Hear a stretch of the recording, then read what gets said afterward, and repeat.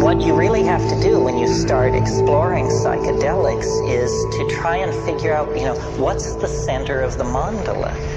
What are people talking about? What is it when you arrive on the money?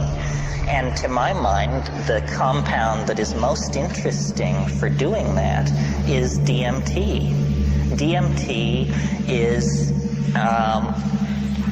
the most interesting in some ways of the psychedelics because more issues are raised by it than any other. Such issues as, I'll just run over some of them so you get a feeling for it.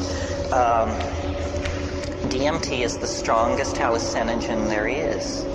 If it's possible to get more loaded than that, I don't want to know about it. And I say so when I'm there. I say, my God, if you can get more loaded than this, keep it away from me. So that's it. It's the strongest. It's also the shortest acting. DMT, when smoked, in most people is return you to normal in under 10 minutes. Under 10 minutes. Now, this is interesting because the people who think there's nothing to this, who should actually invest the 10 minutes to find out what's, a 10-minute DMT trip is worth 20 years of academic pharmacology, art history, psychology, and all this other malarkey. Because then you just say, okay, I got it. Another very interesting thing about DMT is it occurs naturally in the human brain. Well, now what's going on here? He's saying the strongest drug, the fastest drug, is the most natural drug. It means that, you don't have to sail off into 3-hydroxy-4-pyridyl N-methyl marubishtik or something like that to get into the exotic realms. No, a human metabolite, which takes only 10 minutes to undergo its entire exfoliation and quenching, is the strongest of all. Well, then what is it? What does strong mean? What is a strong psychedelic?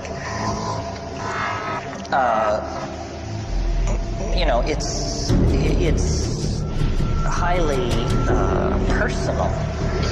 Every psychedelic trip is. But what happens on DMT for a large number of people, we don't have any statistics, but it is a completely confounding experience.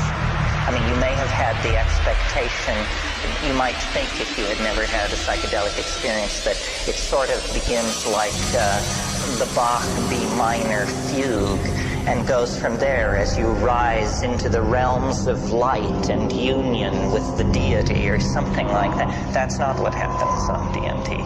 What happens on DMT I referred to this morning. A troop of elves smashes down your front door and rotates and balances the wheels on the after-death vehicle, present you with the bill, and then depart. And it's completely paradigm shattering. Union with the white light you could handle. An invasion of your apartment by jeweled self-dribbling basketballs from hyperspace that are speaking in demotic Greek is not something that you anticipated and could handle. Sometimes people say, is DMT dangerous? It sounds so crazy. Is it dangerous? The answer is only if you fear death by astonishment.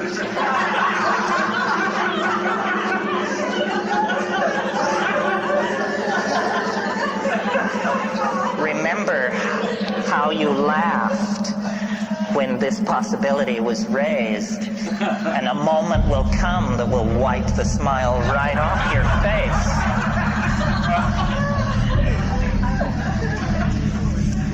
And this death by astonishment thing, well, one thing about it, let me say a little bit more about it. One thing that endears DMT to me is, I like to say, it doesn't affect your mind. It doesn't seem to affect your mind. In other words,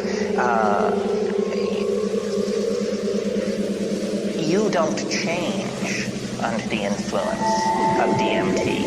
You don't become a kinder, gentler person.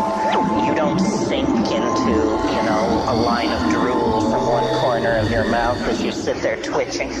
You don't change. What happens is the world is completely replaced. Instantly, 100%, it's all gone.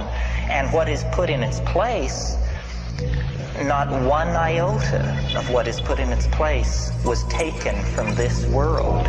So it's a 100% reality channel switch. They don't even retain three-dimensional space and linear time. It's not like you go to an exotic place, Morocco or New Guinea. It's like reality is swapped out for something else. And when you try to say what it is, you realize that language has evolved in this world